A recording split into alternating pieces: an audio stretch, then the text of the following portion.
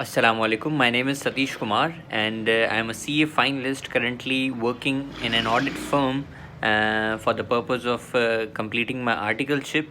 And the firm is Grant Thornton Anjum Rahman in Karachi office. And the objective of making this video is to guide and explain the difference between the experience that ones get from the articleship of Big Four firms and articleship of non-Big Four firms. तो हमारा ये जो question है वो broadly focus करेगा उन students के लिए जिन्होंने अभी कैफ क्वालिफाई किया है अपना। तो देखें इसमें मैं आपके साथ अपने व्यूज़ शेयर करूँगा कि जो मैंने अपने एक्सपीरियंस से देखा है या अपने कोलीग्स से या अपने जो फ्रेंड्स हैं जो बिग फोर में काम करते हैं, नॉन बिग फोर में काम करते हैं, उनके एक्सपीरियंस आपसे शेयर करूँगा।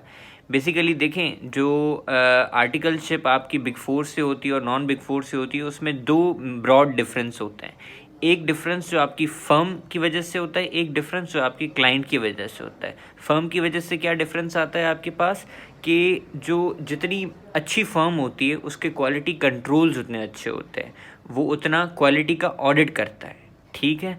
और जो दूसरा डिफरेंस है वो क्लाइंट्स का होता है। जितना बड़ा क्लाइंट होगा उतने उसके प्रोसेसेस अच्छे होंगे, उसकी रेगुलेटरी रिक्वायरमेंट्स अच्छी होंगी, ज़्यादा होंगी, और उसके जो बिज़नेस स्केल या बिज़नेस प्रोसेस सारे जो हैं वो एक लार्जर स्केल पर होंगे, ठीक है। ब्रॉडली यही डिफरेंस है जो जितना मैंने एक्सपीरियंस किया है अपने जो मेरे कोलीग्स हैं या जो मेरे फ्रेंड्स हैं जो बिग फोर में काम करते हैं उनके एक्सपीरियंस से भी मैं आपको बता रहा हूँ। देखें अब इसमें काफ़ी सारे स्टूडेंट्स होते हैं जो बहुत डीमोटिवेट होते हैं कि मेरे दोस्त का जो है वो बिग फोर में हुआ, मेरा बिग फोर में नहीं हुआ। तो मैं जब आर्टिकल्स कंप्लीट करने के बाद जॉब अप्लाई करता हूँ तो वहाँ पर भी एड में एक बड़ा लिखा आता है ब्रैकेट में कि भाई only preference would be given to big four candidates. तो देखें इसमें जो है आपको एक बात को समझना चाहिए। देखें आप जो हैं आपकी जो करियर ग्रोथ है वो आपकी आर्टिकल्स पे कम्प्लीटली डिपेंडेंट नहीं है। एक स्टेपिंग स्टोन होता है, आपका जो फर्स्ट स्टेप होता है ना वो एक आर्टिकल्स आपकी उसका डायरेक्शन डिसाइड करती है। फॉर इंस्टेंस अगर आपकी अच्छी फर्म से आर्टिकल्स होगी तो आपको दूसरा जो लड़का होगा जिसने नॉन बिग फोर से किया होगा उसके ऊपर आपको एज होगा, ठीक है ना, आपको प्रेफरेंस ज़्यादा मिलेगी। पर इसका मतलब ये हरगिज़ नहीं है कि आपकी पूरी लाइफ की ग्रोथ, आपकी सक्सेस आपकी फर्म पे डिपेंड करती है, ऐसा कुछ भी नहीं है।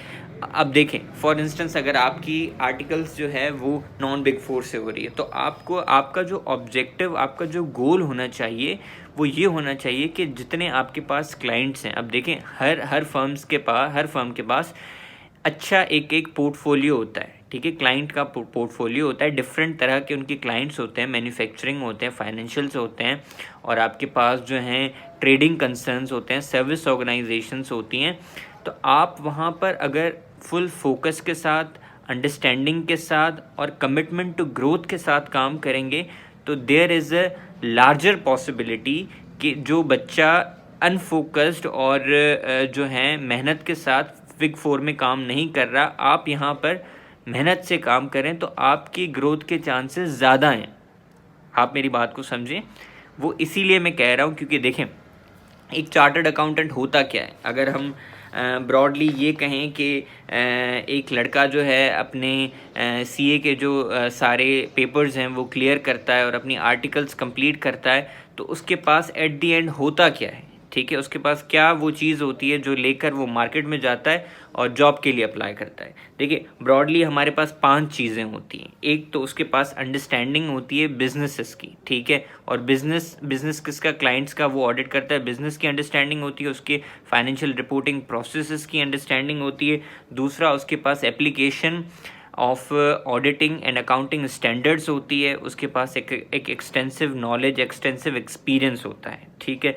मैनेजमेंट स्किल्स होते हैं एक चार्टर्ड अकाउंटेंट के पास, planning, execution, human resource management उसकी अच्छी होती है कि क्लाइंट्स अपने स्टाफ को डिफरेंट क्लाइंट्स पे कैसे डिप्लॉय करना है, कैसे टाइमली जो डेडलाइंस कंप्लीट करनी है। और 5वीं और मोस्ट इम्पॉर्टेंट जो चीज़ होती है आपकी कम्युनिकेशन स्किल्स आपके both communication skills with your team and with your client. आपकी नेगोशिएशन, आपकी कॉन्फ्लिक्ट रेजोल्यूशन जो कैपेबिलिटीज़ हैं वो आपकी कितनी अच्छी हैं।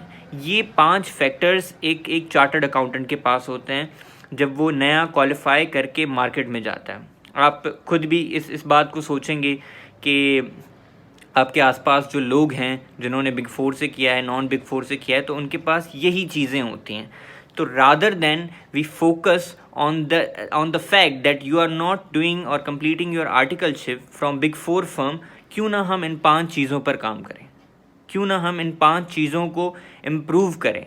और मैं आपको बड़े बड़े एतमाद के साथ, बड़े एक रिस्पॉन्सिबिलिटी के साथ कह सकता हूँ कि आप एक नॉन बिग फोर में रहकर भी अपने इन 5 चीज़ों पर काम कर सकते हैं, प्रोवाइडेड आपका फोकस जो है वो 3 चीज़ों पर होना चाहिए। वो 3 चीज़ें क्या हैं?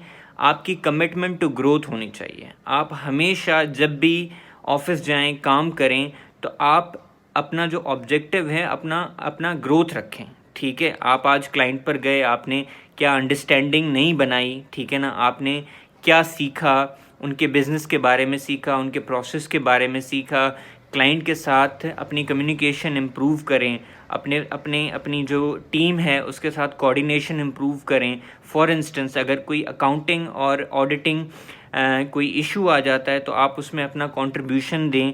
और most of all human resource management उसकी अच्छी होती है कि क्लाइंट्स अपने स्टाफ को डिफरेंट क्लाइंट्स पे कैसे डिप्लॉय करना है, कैसे टाइमली जो डेडलाइंस कंप्लीट करनी है। और 5वीं और मोस्ट इम्पॉर्टेंट जो चीज़ होती है आपकी कम्युनिकेशन स्किल्स, आपके both communication skills with your team and with your client. आपकी नेगोशिएशन, आपकी कॉन्फ्लिक्ट रेजोल्यूशन जो कैपेबिलिटीज़ हैं वो आपकी कितनी अच्छी हैं।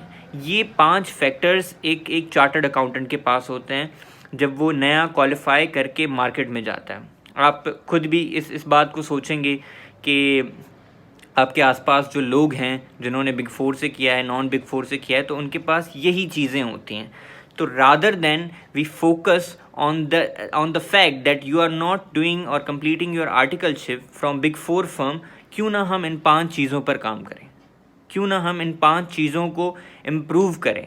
और मैं आपको बड़े बड़े एतमाद के साथ, बड़े एक रिस्पॉन्सिबिलिटी के साथ कह सकता हूँ कि आप एक नॉन बिग फोर में रहकर भी अपने इन 5 चीज़ों पर काम कर सकते हैं, प्रोवाइडेड आपका फोकस जो है वो 3 चीज़ों पर होना चाहिए। वो 3 चीज़ें क्या हैं?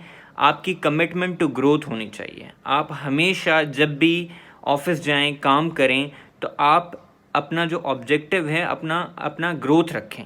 ठीक है, आप आज क्लाइंट पर गए, आपने क्या अंडरस्टैंडिंग नहीं बनाई, ठीक है ना, आपने क्या सीखा, उनके बिज़नेस के बारे में सीखा, उनके प्रोसेस के बारे में सीखा। क्लाइंट के साथ अपनी कम्युनिकेशन इम्प्रूव करें, अपनी जो टीम है उसके साथ कोऑर्डिनेशन इम्प्रूव करें। फॉर इंस्टेंस अगर कोई अकाउंटिंग और ऑडिटिंग कोई इशू आ जाता है तो आप उसमें अपना कंट्रीब्यूशन दें। और मोस्ट ऑफ ऑल आप अपनी पढ़ाई पर, अपनी टेक्निकल स्किल्स पर, अपनी टेक्निकल नॉलेज पर ग्रिप रखें। हमारा देखें ना, एक चार्टर्ड अकाउंटेंट क्या होता है, उसके पास एक्सटेंसिव नॉलेज होती है अकाउंटिंग स्टैंडर्ड्स की, ठीक है, और टैक्स, लॉ, ऑडिटिंग, आप ये सारी चीज़ें मिलकर एक बेहतर चार्टर्ड अकाउंटेंट बनता है। देखें, अगर आप अपनी इन चीज़ों पर फोकस करेंगे, अपनी इन चीज़ों के साथ सिंसियर रहेंगे, तो यकीन माने आप अगर देखें, एक हमारे उस्ताद हैं यहाँ पर, वो हमेशा कहते हैं कि आपकी जो रोज़ी है ना वो सीए पे डिपेंडेंट नहीं है। आपका एक हदीस भी है, आखिरी दाना आपके कब्र तक पीछा करेगा। तो इस बात पे हम सबका ईमान है और होना चाहिए कि अगर आप अपनी स्किल्स पर, अपनी ग्रोथ पर काम करेंगे तो आपको वो ज़रूर पे ऑफ करेगा। तो उम्मीद है आप सबको ये वीडियो जो मैसेज में कन्वे करना चाहता था वो आपको समझ आया होगा। और यही मेरी दुआ है कि आप सब जो है ना अच्छे से सीखें, अपनी आर्टिकल्स कंप्लीट करें और ग्रो करें अपने फ्यूचर में। Thank you so much. Don't let your dreams be dreams. Yesterday, you said tomorrow. So just do it! Make your dreams come true! Just do it!